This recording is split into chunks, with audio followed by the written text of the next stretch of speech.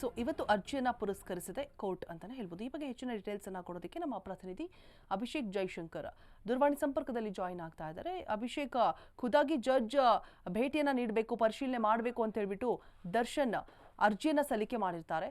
So ಬರ್ತಾರಾ, visit ಮಾಡ್ತಾರಾ, ಏನು ಅಪ್ಡೇಟ್ಸ್ ಇದೆ ಇವತ್ತು ವಿಚಾರಣೆ ಅಂತ ಹೇಳ್ಬಿಟ್ಟು ಹೇಳಲಾಗ್ತಾ ಇದೆ?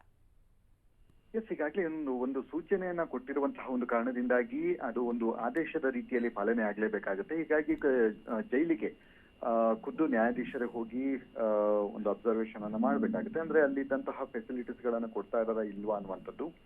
ಈಗ ಒಂದರ್ಥದಲ್ಲಿ ದಾಳಿ ಬೇರೆ ಆಗುತ್ತೆ, ಮತ್ತೆ ಪರ್ಟಿಕ್ಯುಲರ್ ಆಗಿ ಭೇಟಿ ಬೇರೆಯದೇ ಆದಂತಹ ಒಂದು ವೇ ಆಗಿರುತ್ತೆ. ಯಾಕಂದ್ರೆ ದಾಳಿ ಮಾಡಿದಂತಹ ಸಂದರ್ಭದಲ್ಲಿ ಸಹಜವಾಗಿಯೇ ಒಳಗಡೆ ಏನೇನು ಫೆಸಿಲಿಟೀಸ್ ಗಳು ಇದೆಯಾ ಇಲ್ವಾ, ಅಥವಾ ಏನೇನು ತೊಂದರೆ ಆಗ್ತಾ ಇದೆಯಾ, ಯಾರ್ಯಾರು ಏನೇನಾದ್ರೂ ಅಕ್ರಮ ಮಾಡ್ತಾ ಇದ್ದಾರಾ, ಅದೆಲ್ಲದರ ಡೀಟೇಲ್ಸ್ ಗಳನ್ನ ತೆಗೆದುಕೊಳ್ಳೋದಕ್ಕೆ ದಾಳಿ ಮುಖಾಂತರ ಅಂದ್ರೆ ಜೈಲಿಗೆ ಹೋದ್ರೆ ಅಲ್ಲಿ ತಿಳಿಯುತ್ತೆ. ಆದ್ರೆ ಈಗ ಎಲ್ಲವೂ ಕೂಡ ಗೊತ್ತಿರುವಂತದ್ದು. ಅಂದ್ರೆ ಒಂದಲ್ಲ ಒಂದು ದಿನ ನ್ಯಾಯಾಧೀಶರು ಜೈಲಿಗೆ ಭೇಟಿ ನೀಡ್ತಾರೆ ಅಲ್ಲಿ ಅಂತ ಗೊತ್ತಿರುವಂತಹ ಒಂದು ಕಾರಣದಿಂದಾಗಿ ಅಲ್ಲಿ ಕೆಲವೊಂದು ನ್ಯೂಪಲ್ಸ್ ಗಳೇನಿದಾವೆ ಅದೆಲ್ಲವನ್ನು ಕೂಡ ಸರಿ ಮಾಡುವಂತಹ ಒಂದು ಸಮಯಾವಕಾಶ ಅಲ್ಲಿ ಇರುತ್ತೆ. ಹೀಗಾಗಿ ಈ ಒಂದು ಭೇಟಿ ಎಷ್ಟರ ಮಟ್ಟಿಗೆ ಮಹತ್ವವನ್ನು ಪಡೆದುಕೊಳ್ಳುತ್ತೆ ಅನ್ನುವಂಥದ್ದು ಮುಂದಿನ ಹಂತದಲ್ಲಿ ಕಾದು ನೋಡ್ಬೇಕಾಗಿದೆ.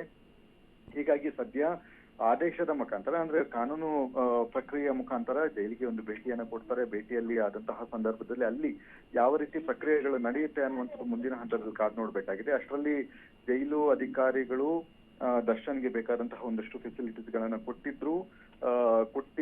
ಕೊಟ್ಟ ಬಳಿಕ ಅಂದ್ರೆ ಫೆಸಿಲಿಟೀಸ್ ಅಂದ್ರೆ ಜೈಲಿನ ಮ್ಯಾನ್ಯುವಲ್ ಅಲ್ಲಿ ಏನಿದೆಯೋ ಅದನ್ನು ಕೊಟ್ಟು ನಾವು ಕೊಡ್ತಾನೆ ಇದೀವಿ, ಇವರು ದರ್ಶನ್ ಅವರು ಸುಳ್ಳು ಹೇಳ್ತಾ ಇದ್ದಾರೆ ಅನ್ನುವಂತಹ ರೀತಿಯಲ್ಲೂ ಕೂಡ ಬಿಂಬಿಸುವಂತಹ ಒಂದು ಸಾಧ್ಯತೆಗಳು ಕೂಡ ಇರುತ್ತೆ. ಅಂದ್ರೆ ಅದು ಹೆಚ್ಚಿನ ಸಾಧ್ಯತೆಗಳು ಇರುವಂತದ್ದು. ಹೀಗಾಗಿ ಸದ್ಯ ಈ ಒಂದು ಜೈಲು ಭೇಟಿ ಎಷ್ಟರ ಮಟ್ಟಿಗೆ ಮಹತ್ವವನ್ನು ಪಡೆದುಕೊಳ್ಳುತ್ತೆ ಅನ್ನುವಂಥದ್ದು ಮುಂದಿನ ಹಂತದಲ್ಲಿ ಕಾದು ನೋಡ್ಬೇಕಾಗಿದೆ. ಈಗ ಸದ್ಯ ಒಂದು ಆದೇಶದ ಮುಖಾಂತರ ಇಂತಿಷ್ಟು ದಿನಗಳಲ್ಲಿ ಅಂದ್ರೆ 18ನೇ ತಾರೀಕದ ಒಳಗಡೆ ಒಂದು ಜೈಲಿಗೆ ಭೇಟಿಯನ್ನ ನೀಡಿ ಅಲ್ಲಿರುವಂತಹ ಒಂದಷ್ಟು ಏನು ಅನಾನುಕೂಲತೆ ಏನಿದೆ ಅದೆಲ್ಲವನ್ನು ಕೂಡ ಪಟ್ಟಿ ಮಾಡುವಂತಹ ಒಂದು ಕೆಲಸಗಳನ್ನು ಕೂಡ ಜಡ್ಜ್ ನೇತೃತ್ವದ ತಂಡ ಏನಿದೆ ಅಲ್ಲಿ ಮುಂದಿನ ಹಂತದಲ್ಲಿ ಮಾಡಲಿದೆ ಅಂತಾನೆ ಹೇಳ್ಬೋದಾಗಿದೆ. ಹೀಗಾಗಿ ಸದ್ಯ ದರ್ಶನ್ ಅವರು ಪದೇ ಈ ರೀತಿಯಾದಂತಹ ಒಂದು ಅಪ್ಲಿಕೇಶನ್ ಗಳನ್ನ ಹಾಕ್ತಾ ಇದ್ದಾರೆ. ಅಂದ್ರೆ ವಕೀಲರ ಮುಖಾಂತರ ಹಾಕ್ತಾ ಇದ್ದಾರೆ.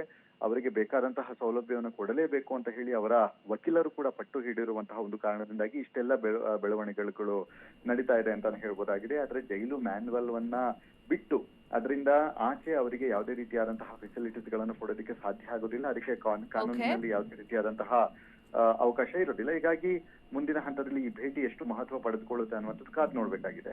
ರೋಜಾ, ಥ್ಯಾಂಕ್ ಯು ಅಭಿಷೇಕ್ ತಮ್ಮೆಲ್ಲ ಡೀಟೇಲ್ಸ್ಗಾಗಿ.